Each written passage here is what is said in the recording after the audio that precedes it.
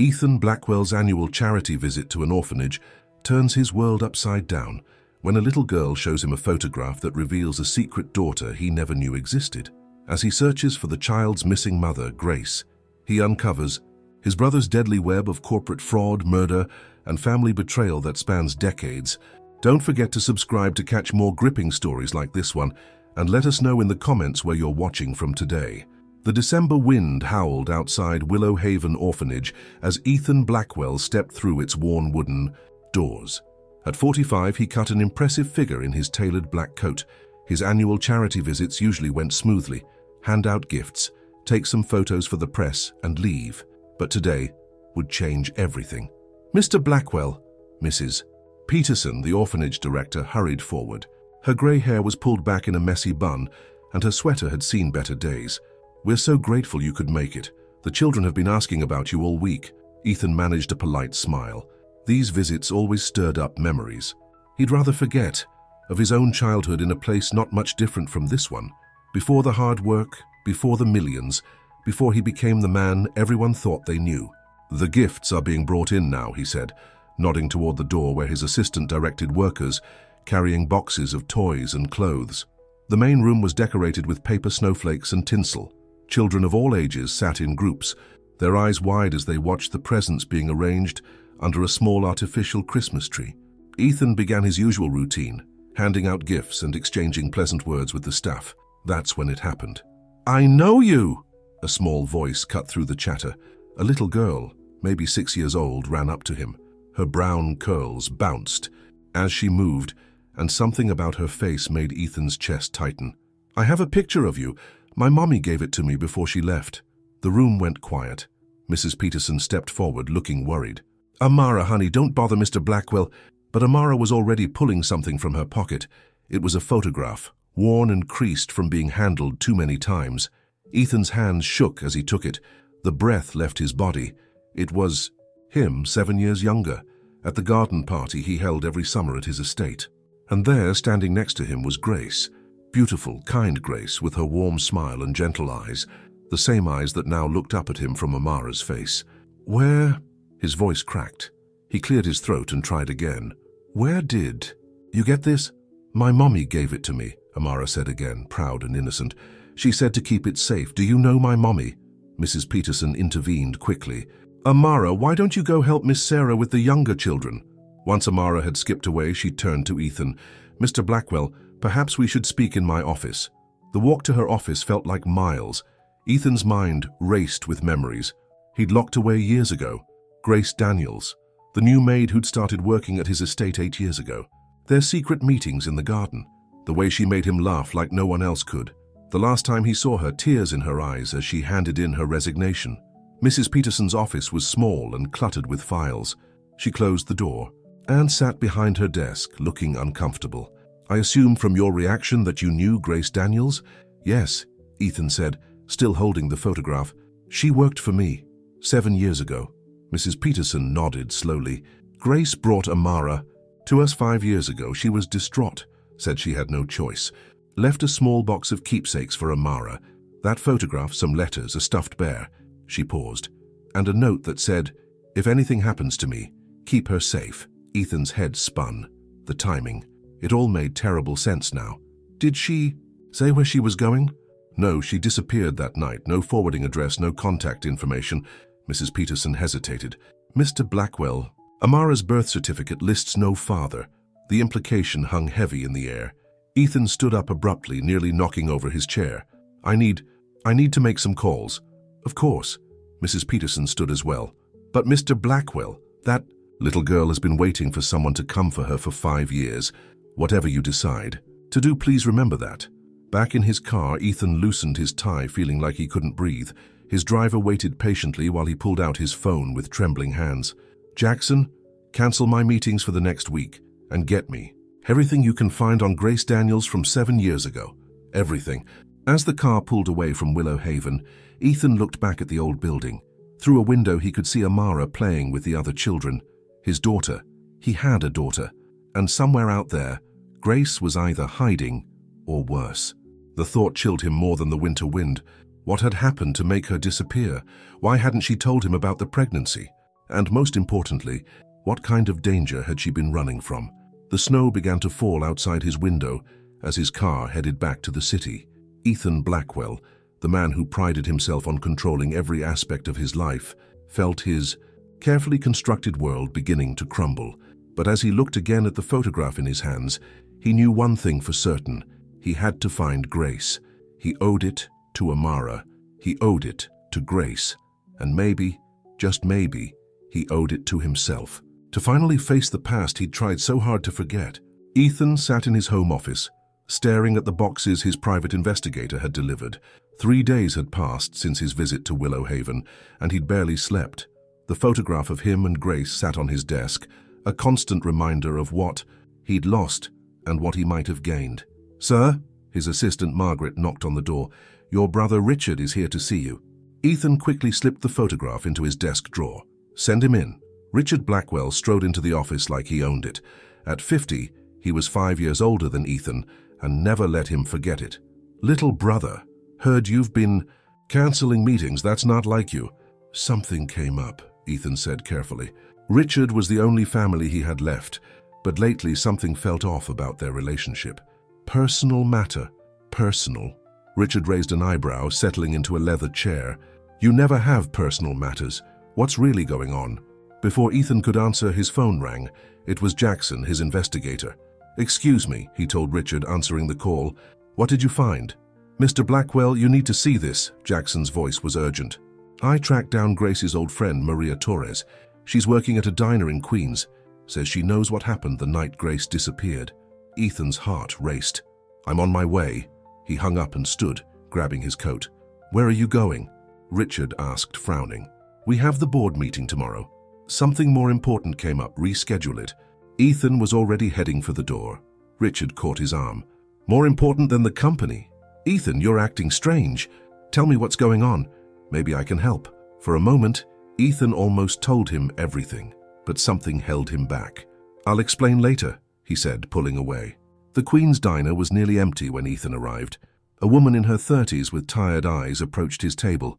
"Maria Torres?" She nodded, glancing nervously around the diner. "You're him, aren't you?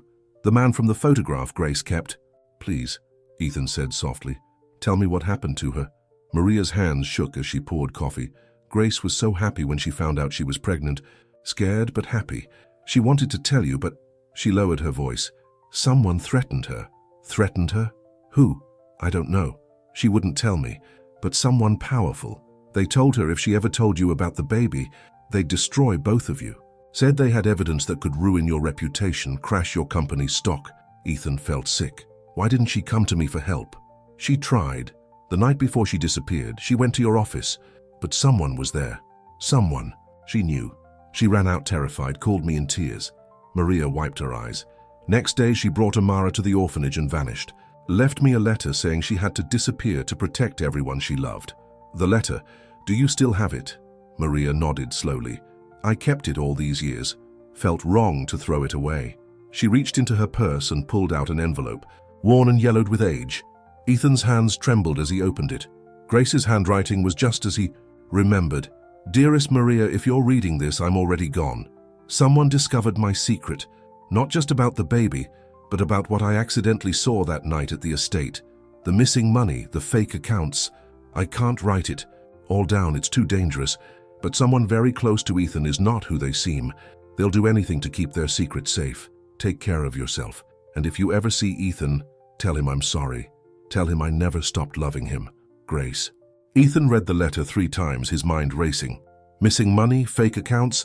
He thought back to 7 years ago, when the company's finances had been restructured. Richard had handled everything. His phone buzzed, a text from his assistant. "Mr. Blackwell, your brother is still here. He's asking to see your files. Should I let him?" Suddenly, terrible pieces started falling into place. Richard's strange behavior lately, his increasing control over the company's finances, the way he'd encouraged Ethan to forget about Grace all those years ago. "No," Ethan texted back. "Don't let him touch anything, and call security." He looked up at Maria, who was watching him with worried eyes. "Thank you," he said, standing. "You may have just helped me understand what really happened." As he drove back to his office, Ethan's mind was spinning. If Richard was behind Grace's disappearance, If he'd threatened her to protect himself, then finding Grace wasn't just about reuniting with her anymore. It was about exposing a betrayal that went deeper than he could have imagined. His phone rang again, an unknown number. When he answered, the voice on the other end made his blood run cold. "Mr. Blackwell," a woman whispered, "you don't know me, but I know where Grace is, and she's in danger, real danger. If you want to save her, come alone to the old warehouse on River Street, tonight."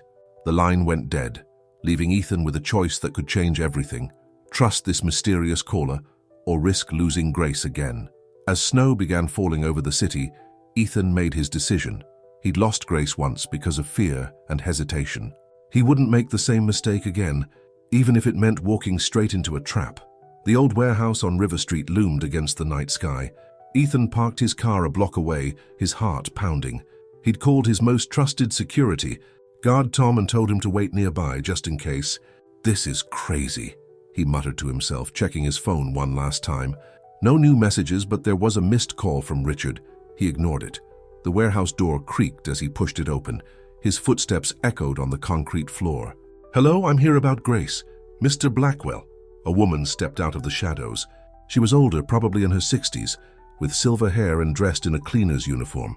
"Thank you for coming. Who are you?" "My name is Helen Martinez. I've been a cleaning lady at your company for 15 years. She wrung her hands. Nervously, "I knew Grace. We worked together sometimes when she cleaned at your estate." Ethan stepped closer. "You said Grace is in danger. What kind of danger?" Helen looked around fearfully. "Your brother. He's been sending men to look for her. Last week I overheard him on the phone. He said, 'Find her before Ethan does, whatever it takes.' How do you know where Grace is?" "Because I've been helping her hide." Helen pulled out an envelope. "She sends letters sometimes through a friend of a friend, always from different places, never with a return address, but the last one." She handed him the envelope with shaking hands. Ethan opened it carefully. Inside was a short note. "Helen, they found me again. I had to move. Richard's men were asking questions at the diner where I work. I can't keep running. Amara deserves better than this. Maybe it's time to tell Ethan everything. About the money, about what really happened that night. Keep an eye on the news. If anything happens to me, the truth is hidden in the place where we first met. Grace." "When did you get this?" Ethan demanded. 3 days ago. I haven't heard from her since." Helen's eyes filled with tears. "Mr. Blackwell, your brother, he's not who you think he is. 7 years ago, Grace caught him transferring company money into offshore accounts, millions of dollars. When she realized what she'd seen, he threatened her to keep her quiet." Ethan finished, his voice hard. "Not just that. He threatened Amara too. Said he'd make sure Grace lost custody if she ever told anyone." Helen shook her head. "Grace couldn't risk it. That's why she ran." A noise from outside made them both jump. Footsteps. "You need to go," Helen whispered urgently. "There's more you need to know, but not here. Meet me tomorrow at St. Patrick's Church, noon." Ethan grabbed her arm. "Wait, you said the truth is hidden where they first met. Where was that?" "The garden at your estate. Grace told me that's where..." The warehouse door burst open. 2 men in dark suits entered, their footsteps heavy. "Go!" Helen pushed him toward a back exit. "I'll distract them." Ethan slipped out into the night just as he heard one of the men shout, "Where is he?" He ran to his car, his mind racing. The garden. He had to get to his estate's garden. But first he needed to make sure Helen was safe. He called Tom. "Get to the warehouse. There's an older woman named Helen inside. Make sure she gets home safely." As he drove home, his phone rang again. Richard. This time he answered. "Hello, brother." "Ethan." Richard's voice was smooth as ever. "Where have you been? I'm worried about you." "Are you?" Ethan kept his voice steady. "Or are you worried about what I might find out?" A pause. "I don't know what you mean." "I think you do. Tell me something, Richard. How long have you been stealing from the company?" The silence on the other end was deafening. Finally, Richard spoke, his voice different now, colder. "Come to the office. We need to talk." "No," Ethan said firmly. "I'm going to find Grace, and when I do, it's over for you. Think carefully about what you're doing, little brother." Richard's voice turned threatening. "You have no idea what I'm capable of." "Actually, I'm starting to understand exactly what you're capable of." Ethan gripped the steering wheel tighter. "Stay away from Grace and stay away from my daughter." He hung up before Richard could respond. His hands were shaking, but his mind was clear. He had to get to the garden tonight. Whatever Grace had hidden there 7 years ago, he had to find it before Richard did. The estate was dark when he arrived, but he knew every inch of these grounds. The garden had been Grace's favorite place. They'd spent countless evenings there, talking, laughing. He headed straight for the stone bench where they'd first met. She'd been trimming the roses and he'd stopped to compliment her work. That bench held so many memories. Ethan ran his hands along the aged stone, feeling for anything unusual. There, a loose panel on the side. His fingers found a small package wrapped in waterproof material. Inside was a USB drive and another note. Dear Ethan, if you're reading this, you finally know the truth. Everything Richard did is documented here. The transfers, the threats, the fake accounts. I'm so sorry I couldn't tell you sooner. I thought I was protecting our daughter, but maybe I was just afraid. I love you, I always have. Grace. Tears blurred his vision as he clutched the drive. Finally he had proof, but where was Grace now? Was she safe? And would he find her before Richard's men did? His phone buzzed. A text from an unknown number. I saw the men following Helen. She's not safe. Neither are you. Grace left something. Hell's for you, remember the music box? The music box. Ethan's heart skipped a beat. The antique music box he'd given Grace for her birthday, just weeks before she disappeared. But where was it now? The answer hit him like a thunderbolt. There was only one place Grace would have left it, with the person she trusted most to keep. It's safe. Their daughter. Ethan started his car, heading back toward Willow Haven Orphanage. It was late, but this couldn't wait. Every minute that passed put Grace in more danger. And somewhere in that old building, in a little girl's treasured possessions, lay the final piece of the puzzle that could save her mother's life. The lights were still on at Willow Haven when Ethan pulled up. Mrs. Peterson was just leaving, her arms full of paperwork. Mr. Blackwell. She looked startled to see him. It's almost 9 o'clock. I need to see Amara's belongings, he said, trying to catch his breath. The things Grace left for her. Please, it's important. Mrs. Peterson studied his face for a moment, then nodded. Come inside. They walked through the quiet halls. Most of the children were already in bed, but soft whispers and giggles could be heard behind closed doors. Amara keeps her special things in here, Mrs. Peterson said, leading him to a small office. She unlocked a cabinet and pulled out a worn cardboard box. We keep the children's valuable items secure. Ethan's hands trembled as he opened the box. There it was, the antique music box he'd given Grace. It looked exactly the same, its silver surface still gleaming. That arrived about a year after Grace left, Mrs. Peterson said softly. A package with no return address, just instructions to give it to Amara on her 18th birthday. Ethan carefully opened the music box. The familiar melody began to play, Beethoven's Für Elise. But something was different. The mechanism sounded off. He turned the box over, examining it closely. There, a slight gap in the velvet lining. He peeled it back carefully. Hidden underneath was a small notebook and a key. Mr. Blackwell? A small voice made him jump. Amara stood in the doorway, wearing pink pajamas with unicorns on them. Are you looking at my mummy's music box? Ethan's heart clenched. Yes, sweetheart. Is it okay if I look at it? She nodded, coming closer. Sometimes when I can't sleep, Mrs. Peterson lets me listen to the music. She touched the box gently. Mommy said it was special. Your mommy was right. Ethan swallowed hard. Amara, do you remember anything about the day your mom brought you here? Amara's face scrunched up in concentration.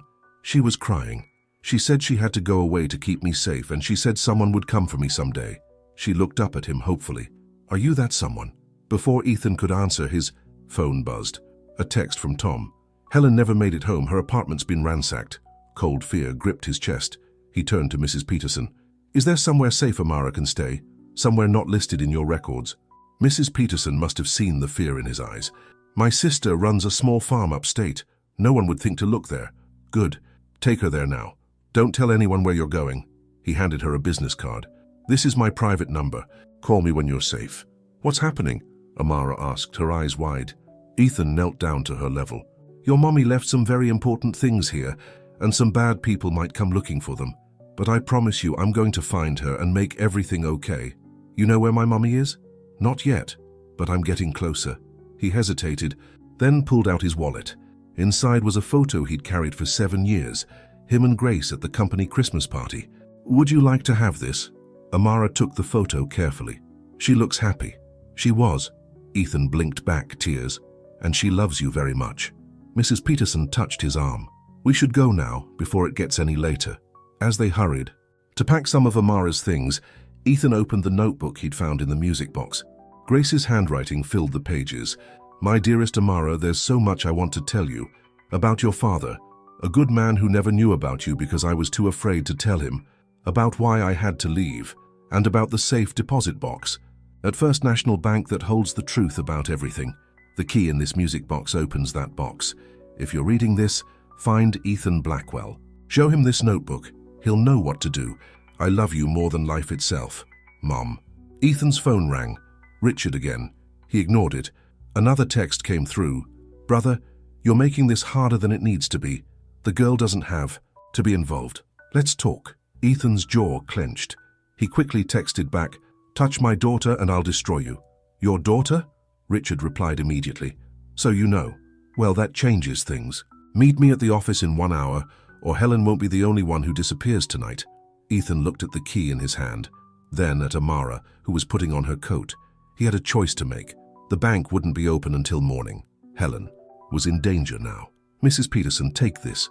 He handed her the notebook and key. "Keep them safe. I'll contact you tomorrow." "Where are you going?" she asked. "To face my brother." He knelt down to hug Amara. "Be good, okay? I'll see you soon." As he watched them drive away, Ethan's phone buzzed one more time. A message from Maria. "Grace called. She's alive, but Richard's men are closing in.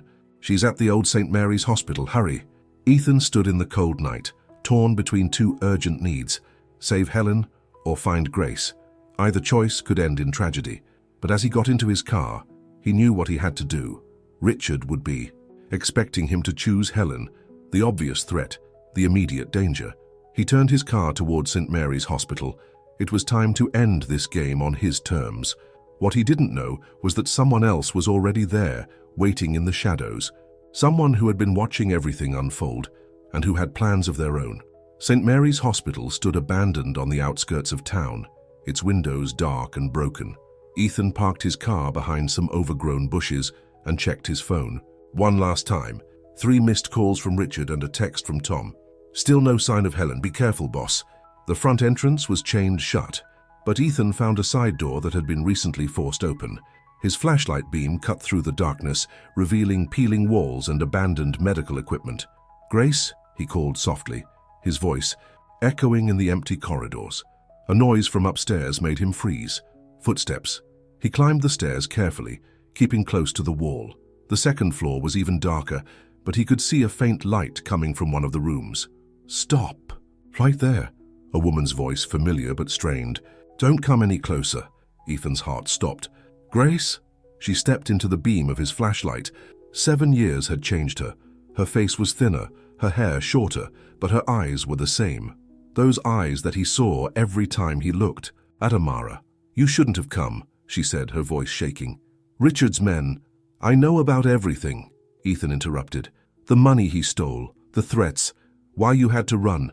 I found your notes, Grace. I know about Amara." Tears filled her eyes. "I wanted to tell you. Every day I wanted to tell you. Why didn't you trust me?" The pain in his voice was raw. "I would have protected you both." Richard had proof, fake proof, that could have sent you to prison. Documents showing you were involved in his scheme. She wiped her eyes. "He said if I told you about the baby, he'd use them. You'd lose everything, maybe even go to jail. I couldn't let that happen." Suddenly, voices echoed from downstairs, heavy footsteps. "They're here," Grace whispered, terrified. "Richard's men, they followed you." Ethan grabbed her hand. "There has to be another way out. The fire escape, but—" She stopped, her eyes widening at something behind him. "Well, well." Richard's voice made them both spin around. He stood in the doorway, holding a gun.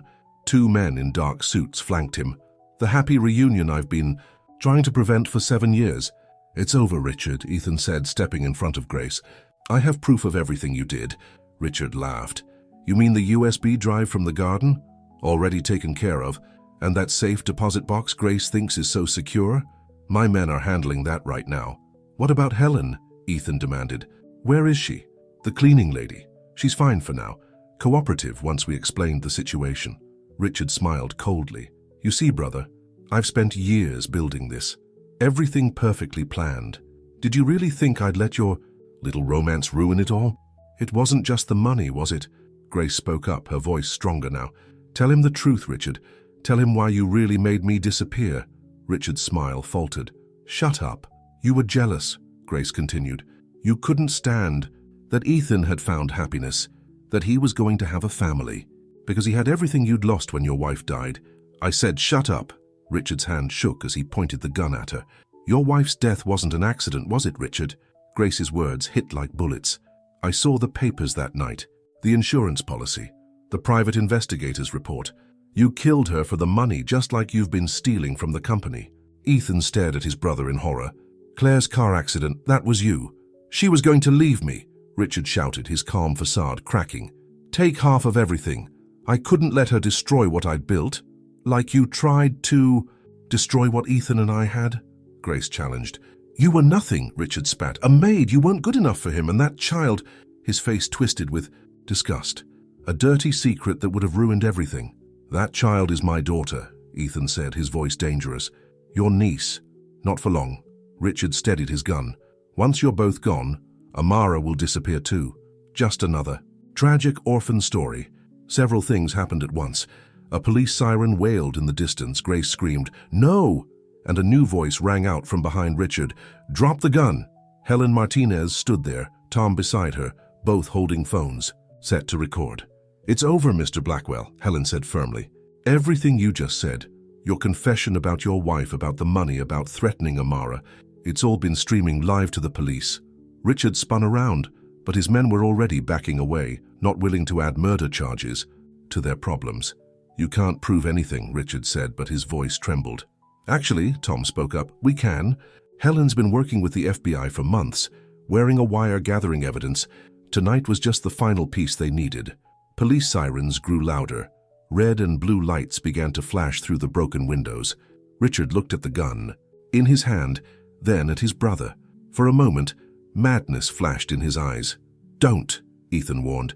"Think about how this ends." The gun wavered. Then, with a cry of rage, Richard turned and ran. He made it 3 steps before Tom tackled him. The gun skidded across the floor as police officers flooded into the room. Grace collapsed into Ethan's arms, sobbing. He held her tight, his own tears falling.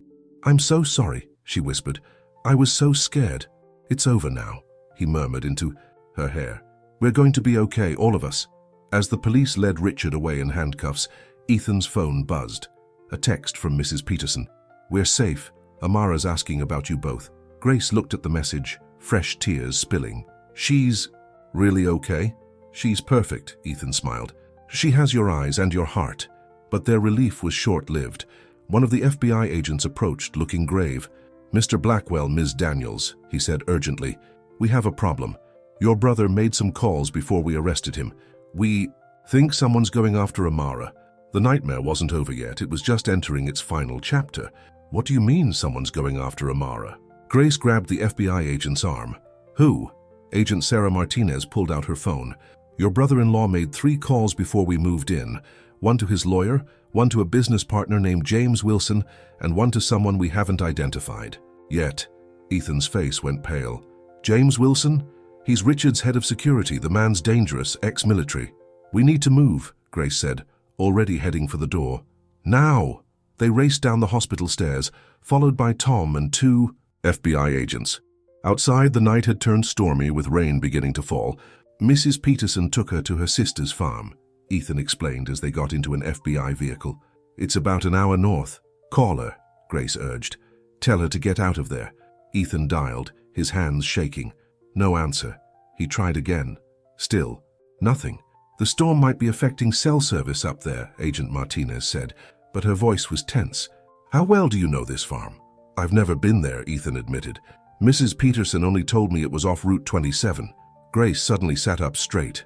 "Wait, before Richard was arrested, he was looking at his phone. I saw a map open." "He could have sent Wilson the location," Tom said grimly. The FBI vehicle sped through the rain, its sirens wailing. Grace held Ethan's hand so tight it hurt, but he didn't pull away. 7 years of separation, fear, and longing crashed over them like the storm outside. "I should never have left her," Grace whispered. "I thought I was protecting her, but—" "You did protect her," Ethan interrupted firmly. "You kept her safe all these years, and now we'll protect her together." His phone rang, a number he didn't recognize. "Mr. Blackwell." The voice was cold, professional. James Wilson, I assume you know why I'm calling. If you touch my daughter... Let's be professional about this, Wilson cut in. Your brother paid me very well over the years to handle difficult situations. This is just business. Grace grabbed the phone. Listen to me, you monster. If you go anywhere near Amara... Miss Daniels, finally coming out of hiding. Wilson's voice turned mocking. You know, Richard always said you were smarter than you looked. Smart enough to disappear when things got dangerous, but not smart enough to stay gone. Lightning flashed outside as they turned onto Route 27. What do you want? Ethan demanded, taking the phone back. Simple. The evidence you gathered, all of it. The USB drive, the safe deposit box contents, everything. Bring it to the old Miller Bridge in 1 hour, alone. And Amara, prove you have what I want, and I'll tell you where to find her. The line went dead. We're not going to make that trade, Agent Martinez said firmly. We have enough evidence to... He'll kill her, Grace interrupted, her voice breaking. You don't know these people like I do. They don't leave loose ends.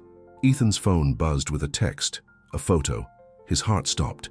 It showed Amara asleep, in what looked like a car seat. The message read, TikTok. There, Tom pointed through the rain. A mailbox marked Peterson Farm appeared in the headlights. They turned onto a muddy road leading to a darkened farmhouse.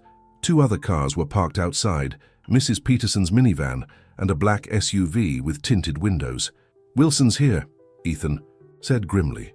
Agent Martinez grabbed his arm. Wait, we need to be smart about this. He might not be alone. But Grace was already out of the car, running toward the house. Ethan bolted after her. They reached the porch just as a scream came from inside. Mrs. Peterson's voice. Ethan kicked the door open. The scene inside made his blood freeze. Mrs. Peterson was tied to a chair, her sister unconscious on the floor beside her. James Wilson stood in the center of the room, holding a sleeping Amara in his arms. Behind him, 2 armed men blocked the back door. Right on time, Wilson smiled. Though I did say to come alone. Put her down. Grace's voice shook with rage. The evidence first. Wilson nodded to one of his men, who stepped forward with a laptop. Upload everything you have. Once we verify it's all there, you can have the girl. Outside, they could hear FBI agents moving into position. You're surrounded, Ethan said. There's no way out. Wilson's smile didn't waver. There's always a way out, Mr. Blackwell. The question is how many people have to die before I find it. He shifted Amara in his arms, and her eyes fluttered open. Mommy? She mumbled, still half asleep. Daddy? The world seemed to stop. In that moment of confusion, several things happened at once. Mrs. Peterson, who had been secretly working on her bonds, broke free and lunged at one of the armed men. Tom burst in through a side window, and Grace, with a mother's desperate courage, threw herself at Wilson. Amara tumbled from his arms as chaos erupted. Ethan dove forward, catching her before she hit the ground. Gunshots exploded in the small room. Someone screamed. Through the chaos, Ethan held Amara close, shielding her with his body, but when he looked up, his heart stopped. Grace lay on the floor, blood spreading across her shirt, and Wilson was getting away through the back door, disappearing into the storm. The nightmare wasn't over. It had just turned deadly. Grace! Ethan's voice broke as he handed Amara to Mrs. Peterson and rushed to Grace's side. The bullet had hit her in the shoulder, blood staining her blue sweater. I'm okay, Grace gasped, though her face was pale with pain. Go after him, don't let him get away. FBI agents swarmed the room, securing the scene and calling for medical backup. Agent Martinez knelt beside Grace, pressing a cloth to her wound. Daddy! Amara's small voice cut through the chaos. Is Mommy hurt? Ethan was torn, looking between his daughter's frightened face and Grace's pleading eyes. Go, Agent Martinez commanded. We've got them. Wilson's our last link to Richard's whole operation. We can't lose him. Tom appeared at Ethan's side, rain dripping from his clothes. Boss, I saw which way he went, through the orchard heading toward the river. Ethan squeezed Grace's hand one last time, then kissed Amara's forehead. Stay with Mummy, sweetheart, I'll be right back. The storm had intensified, rain coming down in sheets as Ethan and Tom raced through the apple orchard. Their flashlight, beams bounced off wet tree trunks and low-hanging branches. There, Tom pointed to movement ahead. Wilson was running toward an old covered bridge that crossed the rushing river. Even in the darkness, they could see the water was dangerously high from the storm. Give it up, Wilson, Ethan shouted over the thunder. It's over. Wilson turned, gun raised. Stay back. I still have one more card to play. He pulled out his phone. "One call, Mr. Blackwell, one call to my people, and every piece of evidence against Richard goes public, including the real story about your parents' deaths." Ethan stopped cold. "What are you talking about?" Wilson's laugh was cruel. "You really never wondered why your perfect, loving parents got into their car that night, where they were going in such a hurry?" "They were going to dinner," Ethan said, but uncertainty crept into his voice. "They were going to confront Richard. They'd discovered what he was doing with the company money." Wilson took a step back toward the bridge. Richard couldn't let that happen, so he arranged a little accident. The truth hit Ethan like physical pain. "He killed our parents, too. Your brother's been playing this game a long time, Mr. Blackwell, protecting the family fortune, protecting his position." Wilson's smile was cold. "And I've been helping him clean up his messes for 20 years. "You're lying," Ethan said, but deep down, he knew it was true. All those years, all those suspicious deaths and convenient accidents. "Ask him yourself," Wilson taunted. "Though prison visiting hours can be so inconvenient." Lightning flashed, illuminating the bridge behind Wilson. The river below was a raging torrent. "It's not too late," Wilson continued. "Walk away now, let me disappear, or I release everything, every dirty secret, every crime, every cover-up. The Blackwell name will be destroyed forever." Ethan took a step forward. "You think I care about the family name? About money? My daughter is what matters. Grace is what matters." "Speaking of Grace," Wilson's voice turned menacing, "that bullet that hit her, it was meant for her heart. My men don't usually miss. Think about that before, so you make your next move." Rage filled Ethan's chest. This man had helped kill his parents, had forced Grace into hiding, had threatened Amara. "Tom," Ethan said quietly, "go check on Grace and Amara." "Boss, go. This ends between me and him." Tom hesitated, then disappeared back through the orchard. Wilson raised his gun. "Brave. Stupid but brave. Just like your father was at the end." "You know what your mistake was?" Ethan asked, taking another step forward. "You threatened my family, and you're about to die for them." Wilson aimed, but before he could pull the trigger, a massive bolt of lightning struck a tree at the edge of the bridge. The ancient wood, already weakened by the storm, began to splinter. Wilson stumbled as the bridge shifted beneath his feet. His shot went wild. Ethan charged forward as the bridge groaned and cracked. They collided in a desperate struggle, the gun falling into the churning water below. "You're insane," Wilson shouted as they grappled. "We'll both die." "As long as my family is safe," Ethan growled. The bridge gave another sickening crack. Wilson broke free, trying to run, but the wooden planks were breaking apart beneath them. Ethan grabbed Wilson's jacket as they both fell. The icy river rushed up to meet them. The last thing Ethan heard was Wilson's scream, cut short by the roar of the water. Then darkness took him. Back at the farmhouse, Grace sat propped up on the couch, her shoulder bandaged, holding Amara close. The girl had finally fallen asleep, exhausted by the night's events. "He'll be okay," Mrs. Peterson said softly, bringing Grace some tea. "Ethan's a fighter." Grace stroked Amara's hair, tears falling. "We just found each other again. We can't lose him now." Suddenly, Tom burst through the door, soaking wet. The bridge collapsed. They both went into the river. Agent Martinez was already calling for rescue teams as Grace tried to stand, her wound forgotten in her panic. "Stay with Amara," Mrs. Peterson insisted, pushing her gently back down. But Grace couldn't stay still. Not when Ethan was out there, fighting for their family. Not when their story might end just as it was truly beginning.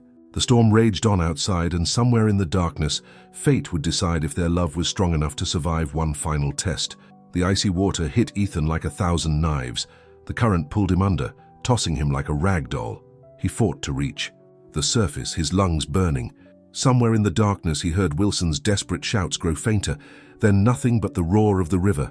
A memory flashed through his mind. Amara's smile, Grace's touch. He couldn't die here. Not now.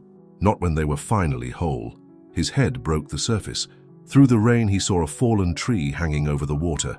With the last of his strength, he grabbed a branch. "There!" a voice called from the riverbank.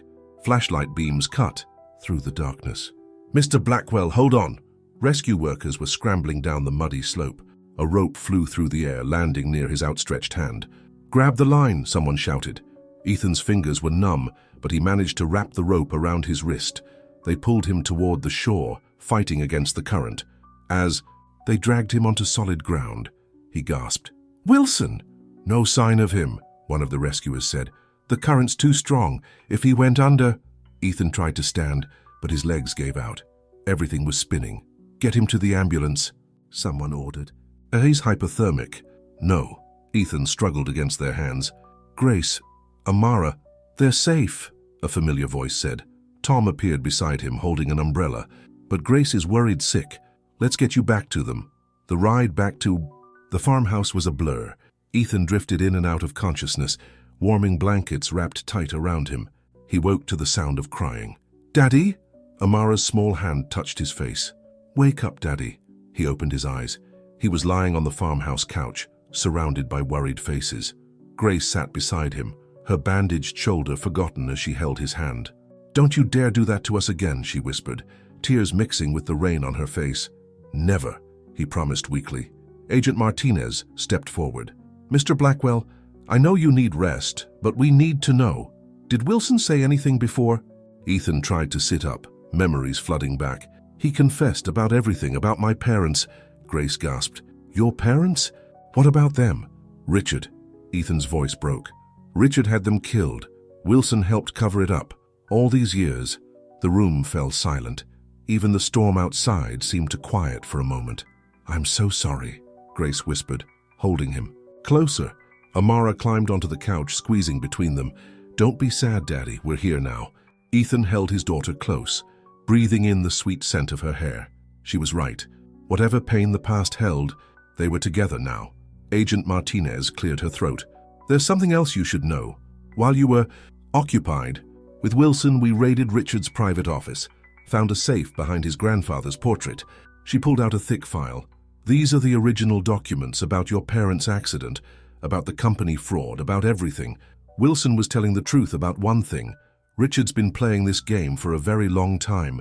Will it be enough?" Grace asked. "To keep him in prison? With this evidence, he'll never see the outside of a cell." Agent Martinez's face softened. "It's over, really over." Mrs. Peterson appeared with hot tea and soup. "You both need to rest. Amara can stay in my sister's room tonight." "No." Amara clung tighter to Ethan. "I want to stay with Mommy and Daddy." Grace and Ethan exchanged looks. After everything they'd been through, neither wanted to let her go. "She can stay," Ethan said softly. As the night wore on, the storm began to fade. FBI agents came and went, securing the scene, taking statements. But Ethan barely noticed. His world had narrowed to this couch, to Grace's hand in his, to Amara's steady breathing as she finally fell asleep between them. Tom approached quietly. "Boss, they found Wilson's body, 2 miles downstream." Ethan nodded, feeling no joy in the news, only a deep weariness.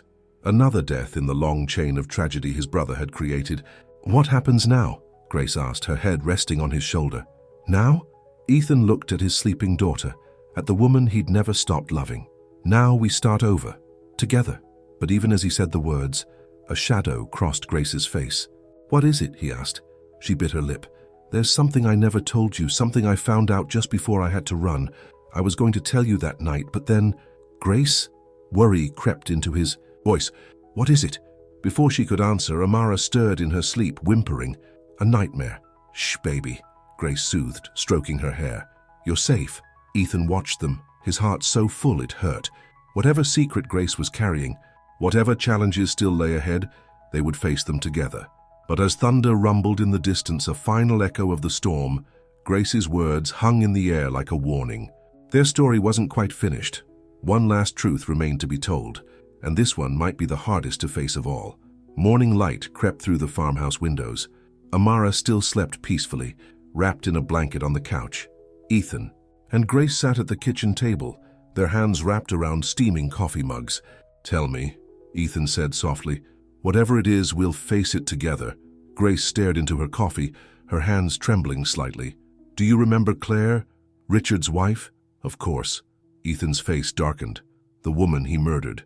She came to see me the day before her accident." Grace's voice was barely a whisper. "She had proof, not just about Richard's financial crimes, but about your parents too. She'd been gathering evidence for months." Ethan leaned forward.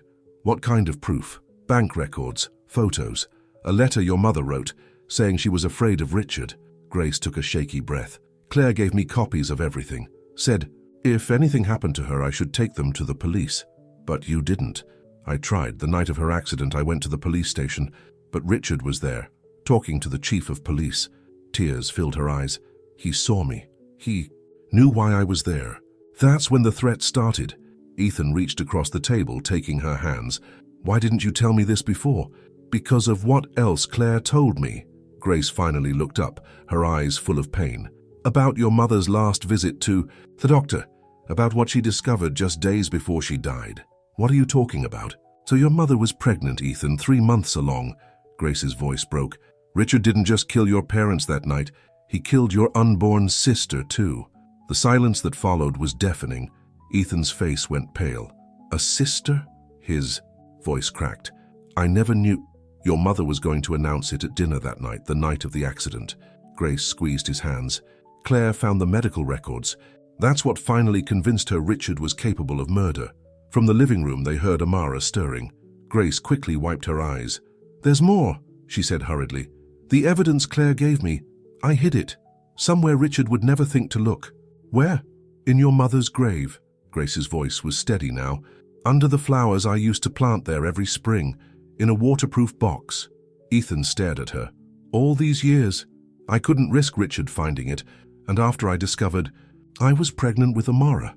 She shook her head. I had to protect our baby, but now we can finally prove everything, Ethan finished. Mommy, Daddy. Amara padded into the kitchen, rubbing her eyes. I'm hungry. They quickly composed themselves. Grace got up to make breakfast while Ethan lifted Amara onto his lap. Mrs. Peterson should be back soon, Grace said, pulling out pancake mix. She went to check on her sister at the hospital. Agent Martinez arrived as they were finishing breakfast. She looked tired but satisfied. Richard's being transferred to federal custody today, she announced. But we still need that evidence you mentioned, Mr. Blackwell, to make sure all the charges stick. Ethan and Grace exchanged looks. We need to go to the cemetery, Ethan said. The drive to Oakwood Cemetery was quiet. Amara sat between them. In the back seat of the FBI vehicle, playing with the stuffed bear Grace had left for her at the orphanage. The morning was clear and cold, frost coating the gravestones. Ethan led them to a beautiful marble headstone under an old oak tree. Elizabeth and James Blackwell, he read softly.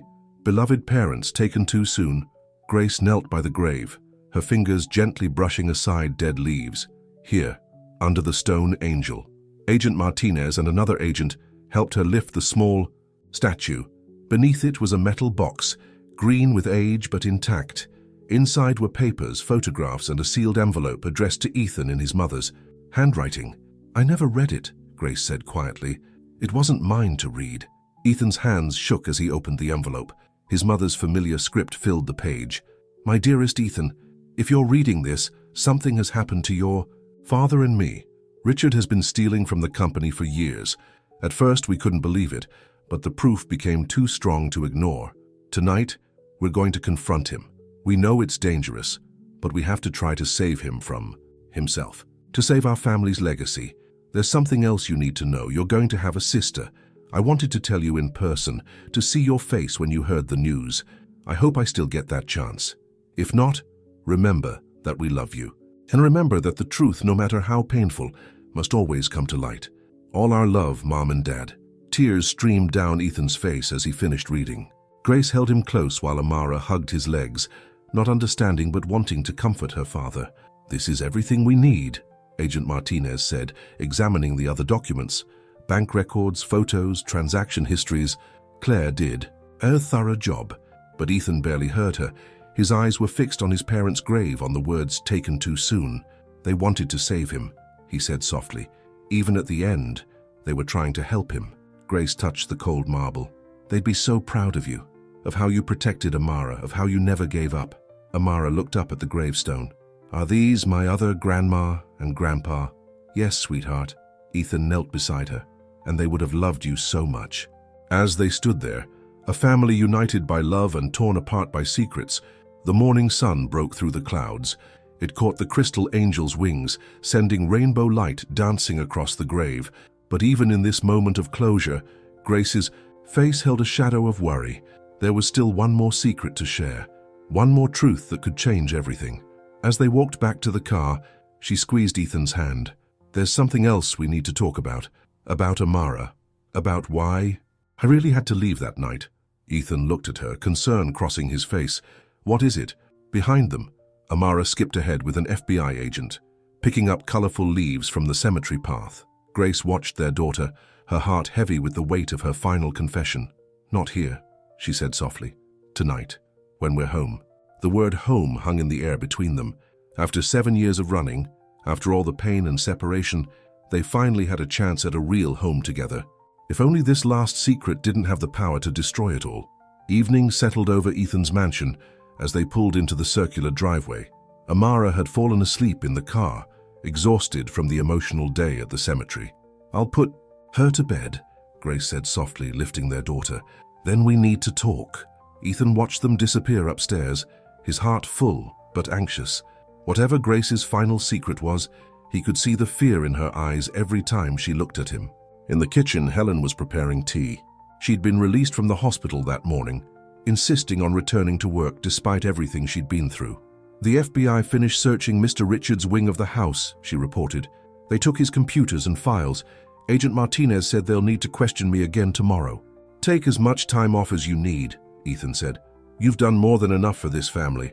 Helen smiled, touching his arm. This is where I belong. Besides, someone needs to help Grace and Amara settle in. Grace appeared in the doorway. She's asleep, still holding that bear I left her at Willow Haven. Helen, would you? Ethan gestured upstairs. Of course, I'll keep an ear out for Amara. She squeezed Grace's hand as she passed. Welcome home, dear. Alone in the kitchen, Grace's composure began to crack. She wrapped her arms around herself, tears falling. Grace? Ethan stepped toward her. Whatever it is, I was pregnant with twins, she burst out. That night when I ran, I was carrying twins. Ethan froze. What? Amara had a brother. Grace's voice broke. Jacob. He was smaller, weaker. The doctors said she couldn't continue. Ethan guided her to a chair, his heart pounding. Tell me. The stress, the running, living in fear, but it was too much. Grace's whole body shook, with sobs. He was born too early, 3 months early. He lived for 2 days. Oh, God. Ethan pulled her into his arms. Why didn't you tell me? I couldn't. Richard was watching the hospitals. If he'd found out about the twins. She clutched Ethan's shirt. I buried our son alone in a small cemetery in Ohio under a false name. I couldn't even put flowers on his grave in case someone traced them back to me. Ethan's tears fell into her hair. A son, a tiny boy he'd never known, never held. I visit him every year on his birthday, Grace whispered. Leave toy cars and little planes. He's buried under a maple tree. The leaves turn so beautiful in fall. Take me there, Ethan said hoarsely. Tomorrow, we'll go together. Grace looked up at him, her eyes full of fear and hope. You don't hate me for keeping him from you? Hate you? Ethan cupped her face in his hands. You protected our children with everything you had. You carried that pain alone for 7 years. You're the strongest person I've ever known. I see him in Amara sometimes, Grace said softly. They had the same eyes, the same smile. I've wanted to tell her about her brother, but we'll tell her together when she's ready. Ethan kissed her forehead. No more secrets, no more running. We're a family now. From upstairs came the sound of small feet padding down the hall. Mommy, Daddy. Amara appeared in her unicorn pajamas, clutching her bear. I had a bad dream. They quickly wiped their eyes as she climbed into their laps. Want to hear a story? Grace asked, her voice steadying. About what? About a brave little girl and her very special guardian angel, a brother who watches over her from heaven. Amara snuggled closer. Is it a true story? Yes, sweetheart. Ethan's voice was thick with emotion. It's our story, our family's story.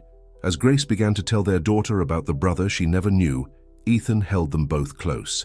Outside, the first snow of winter began to fall, covering the garden, where he and Grace had first met. 7 years of pain and separation had led to this moment. Richard was in prison, facing justice for all his crimes. Their parents' murders had finally been solved, and most importantly, they were together, not perfect, not unmarked by loss, but whole in a way that only love and truth could make them. 6 months later, they stood in that small Ohio cemetery. Amara placed a toy airplane next to her brother's headstone, which now bore his true name, Jacob Blackwell, beloved son and brother. Look, Mommy, she pointed up. A butterfly, is that Jacob saying hello? Yes, baby. Grace smiled through her tears. He's always with us. Ethan wrapped his arms around his family, watching the butterfly dance against the blue sky.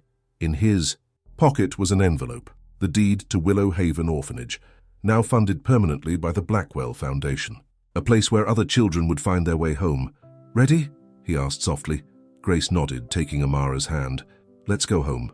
As they walked away, the butterfly followed, its wings catching the sunlight like a promise kept, a family restored, a love that had survived every storm.